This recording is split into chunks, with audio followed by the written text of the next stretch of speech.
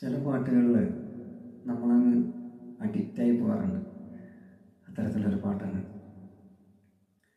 ഒരു നോക്കു കാണുവാൻ കാത്തിരുന്നവൾ മിഴിയകന്നു പോയോ, ഒരു കാറ്റുപോലെ എൻ കൂടെ വന്നവൾ വഴിമറന്നു പോയോ, ഒരു കഥയാ അവളകലും അവളുടെ ചിന്തുകൾ നോവുകളായി പടരും. അലയുമൊരു കാറ്റിൻ ഇതളുകളാ